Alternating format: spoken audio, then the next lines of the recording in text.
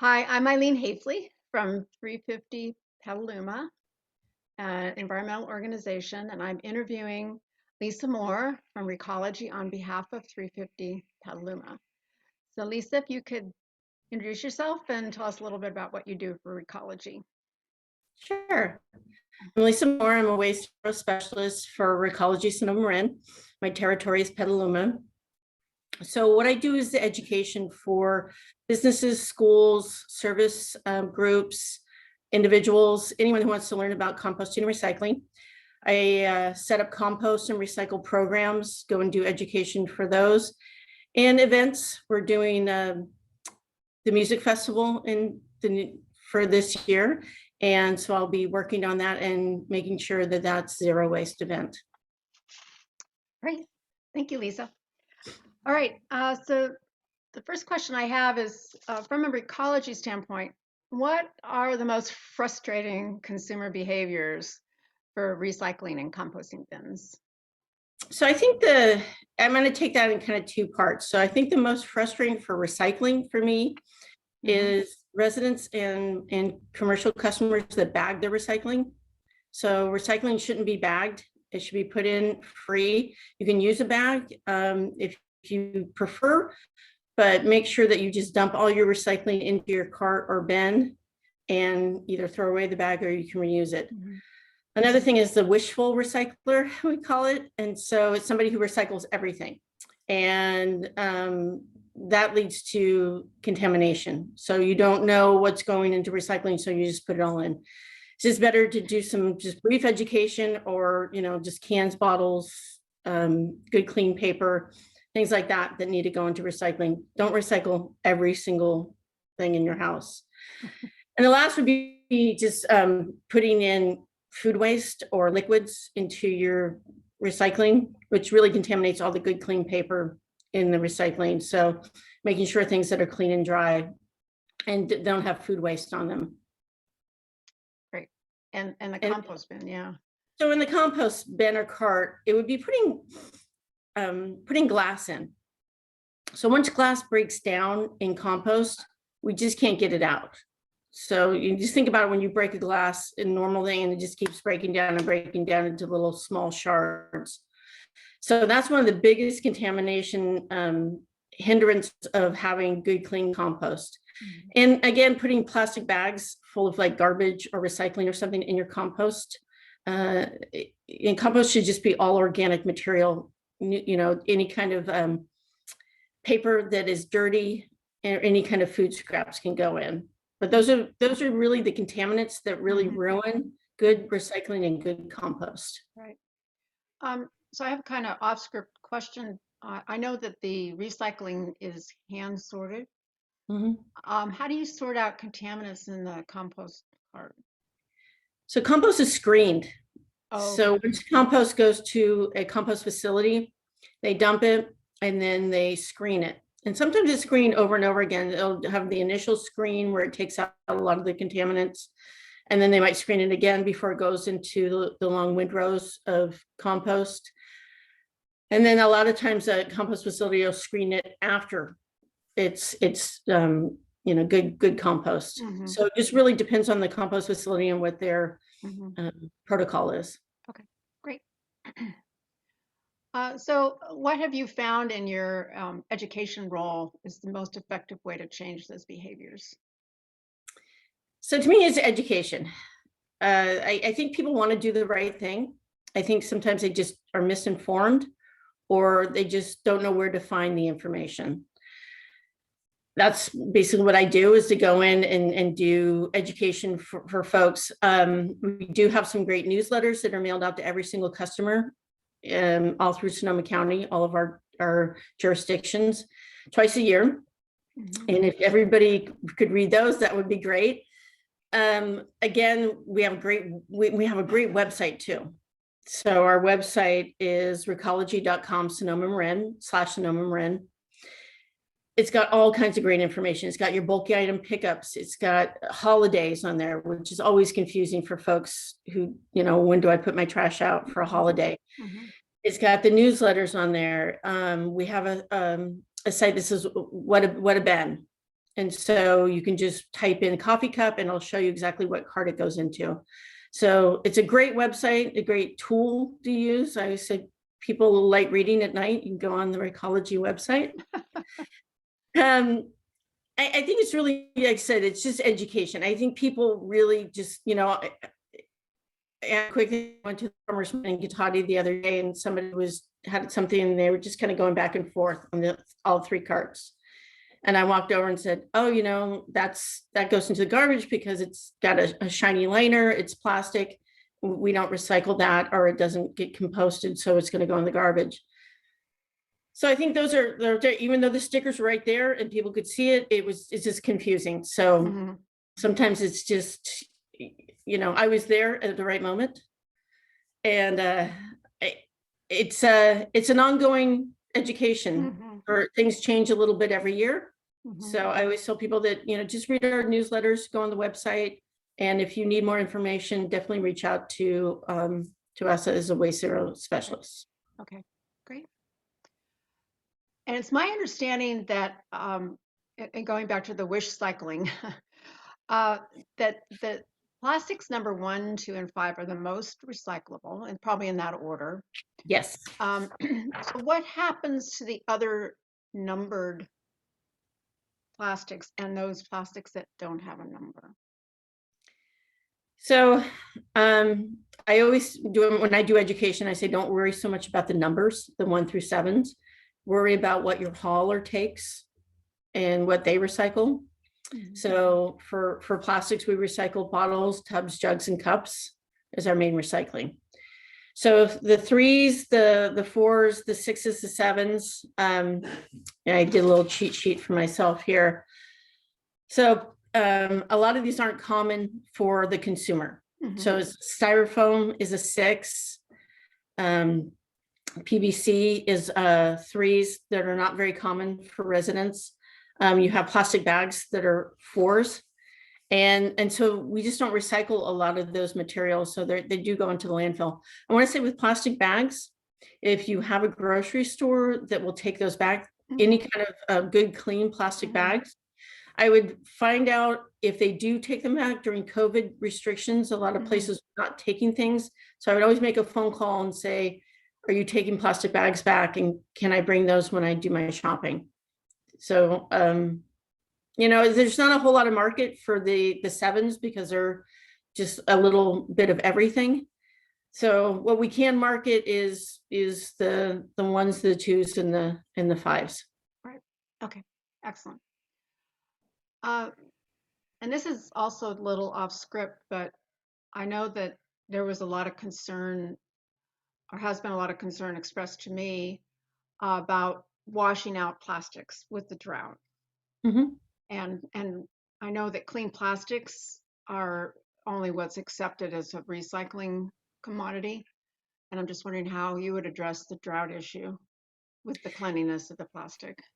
Well, the nice part about it is I'm a native Californian, so I've been through quite a few droughts in my lifetime. I use my dishwater. I use when I do my dishes at the end of the day, in my dishwater, I clean out my recycling that way. I use very little water, and there's only 2 of us at our house, but when I did have a full crowd, I usually use my dishwater, or I use paper towels or napkins that we had already used. Okay. And I wiped out as best I could to get all the food out of it. And that can go in compost. So that can go into your green cart. Mhm. So that's a closed cycle right there. Right. But for the water, I know people are very concerned about using any kind of extra water. So if you're doing your dishes, or if you're running a load in your dishwasher already, throw your recycling in there. Or, like I said, it takes a very minimal amount of a little bit of water just to rinse out something, or just let it soak for a while. Right. And then bring it out. Doesn't always have to. I would say recycling is not for the faint of heart. So if you just take your time and just let it soak for a while, or wipe it out kind of carefully, then you're doing the best you can. Right. Okay. Excellent. So as a consumer, as we all are, what do you think thinking from your own experience and what you've learned from people that you've been educating, how is the best, what are the best ways to reduce or completely avoid the use of plastics? Well, I would say wherever you shop, if there is a lot of plastic, they're wrapping the bananas in plastic, they're wrapping the apples in plastic, tell the manager, say something. You're the consumer. I don't want to take this home. There's no recycling this. I don't want to take this piece of plastic home. Can you not do this? That's my first thing, is not to take the plastic if you can. I know we live in a plastic world, and with the COVID epidemic, it's been kind of crazy with all the to-go, just, everybody's using plastic right now. Places are starting to say you can use your own reusable bags again. So ask your grocery store, or ask your place where you go get coffee if you can use your coffee cup again. Don't take the plastic cutlery, the little condiments when you go pick up your to-goes. Just bring your own bag it in your own. And along with that, say, I want something that's compostable. I would like for you to use compostable packaging. Maybe you go to the same place every week and you get Chinese food. I would like it in compostable or recyclable containers. Mm-hmm. Another thing is to go through your kitchen, and you don't have to throw away everything at once. But if you're going to be replacing some plastic containers, use glass. If you're going to be using any kind of plastic wrap, maybe use wax sheets. You're replacing your things in your kitchen as you go along. Mm-hmm. I use parchment paper that's compostable for my baking. So I think all those little steps, as people buy new things all the time. It's a consumer world we live in. Mm-hmm. But to make those conscious choices when you go out, to not buy plastic, or to reuse something you have in your house, Mm-hmm. or like I said, just make a change of what you're consuming. Right. Okay. So can I cycle back to one thing that you said there?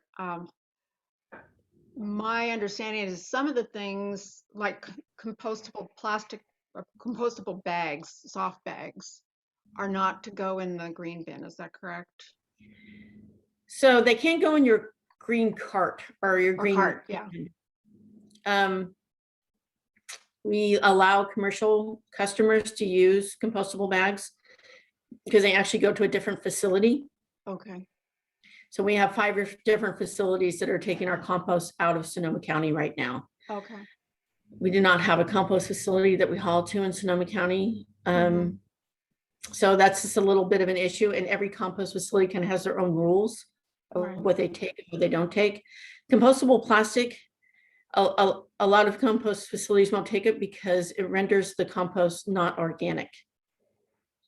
So they just don't want it. And farmers and vintners don't want non-organic compost for their crops. Oh, interesting. So what But about? I don't use compostable bags, and I use my compost every day. There's little tricks. I put a little paper towel that I've used underneath. When I dump it, it's not so much of a mess. I dump it quite often, every day or every other day, especially in the weather. So there's little tricks to kind of do it. Baking soda, a little bit of baking soda if it starts to smell in your cart down at the bottom.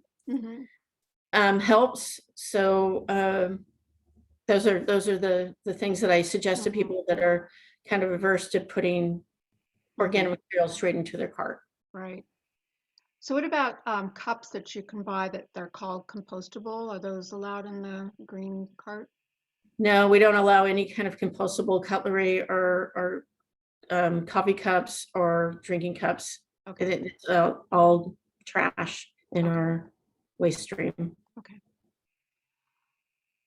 All right. And finally, I just thought maybe you would share some of the things that you use for your education to educate the people that are looking at this video.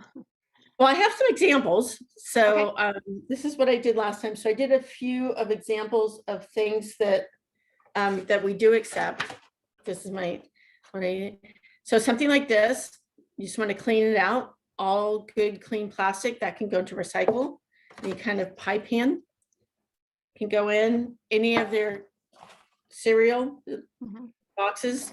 You want to take out the lining, so that goes in the garbage, but this can all go in. Any kind of like China paper plates. This is all compostable. And how you know, you can kind of tear them fairly easy and they don't have a shiny layer on that. So that shiny layer used to be wax, but now it's plastic. Mm. So this can all go in. The little cheap paper plates are the best, and the Chinettes, they can all go into compost. Any kind of food scraps. I have my little burger here. Something like this, and it feels like an egg carton, and you can kind of feel it with your fingers. Mhm. This can all go into compost. Okay. So it doesn't have that shiny material on there. Any bottles, any of your salad clamshells like this. Mhm. Okay, so when you have something like this, say you're on the go and you're, like I said, you're eating out of your car, just make sure you're like as clean as you can get it. Mhm. So you want to get as much out of here and take your napkin and just wipe this down. So those are all good tricks. Any kind of carton like this goes into the recycle, not into your compost. Mhm. So, and you can leave the lid on. This one doesn't have it, but you can leave the lid on. Cans, you just want to make sure that they're empty and they can go into your recycling. And then these are the things that cannot go into kind of a category. Any kind of popcorn or any of the styrofoam, this is all garbage. We just don't have any kind of market to do that. Any chip bags, anything that has like Mylar that's shiny, Mhm. that you can't really tear, that's going to be garbage. Cups, coffee lids, anything like this. You have cords, Christmas tree lights, ropes. This all gets tangled up in our material. We have like a cylinder that spins, and so this gets tangled up in that. Anything like this, any soft plastic that you can ball up, this is going to be trash. I use this actually to scrub my dishes. So I get one more use out of it. So there is reuse. If you can think of a reuse for something, Mhm. sometimes you can bring these back to farmers markets, they'll take them, or farm stands. And it's something like this, like a Pyrex. People think this is recyclable. This is actually made to be used over and over again at a high temperature. So once you break this, it needs to go into the garbage. This is something that it's like a drinking glass or a wine glass or a plate. It's meant to be used over and over again. As a Coke bottle, Pepsi bottle, anything like that is meant to be recycled on one use. So different materials in the glass. Just a couple more examples of, so make sure that people know stuff like this, because sometimes you'll get the packaging in that has these and people think they're recycled, but this is actually garbage. Okay. And then you can reuse this over and over again, but once it's had its life, it needs to go into the garbage. So, yeah, and then there's those are the basic examples. Did you have anything in particular that you didn't know about, or? Well, one thing I would like to bring up is Amazon has come out with these like padded bags that they say you can recycle just like a box. And I opened it up inside and I looked on their website and they say it's the same, they use the same glue that the people that manufacture corrugated boxes use to keep the layers of corrugation together. So they claim that it's completely recyclable. I mean, it would be delightful if it actually was, but I don't know if you've run across that particular product. I have. We opened one up and it actually had some styrofoam kind of material in it. Yeah, but they've expanded. I went on the website and found that it's expanded glue, that they may have special process of expanding the glue to make it So, I don't think we accept it. It's just not, it's that material that's still not acceptable. okay, Yeah, with Amazon, it might be acceptable in another waste stream, but we don't accept that. okay, all right, Good clean boxes, though, we accept, and if you do get things shipped in peanuts, a lot of times a UPS store will take it back, or FedEx, they'll take all those peanuts back. okay, all right, great. Well, that's been very educational, Lisa. I really appreciate it. And Yeah. I thank you again for your time to do this interview. And we look forward to learning more about recycling as the word keeps getting out. And hopefully we'll be all better educated after this. So anyway, thanks again for your And time. if people want to, I was going to say, if people have any questions or anything, you can always go on our website and you can hold of one of our Waste Zero specialists in your territory. Excellent. All right. Thanks, Lisa. Take care. Thank Have a you. good weekend. All All right, right. bye-bye. Bye.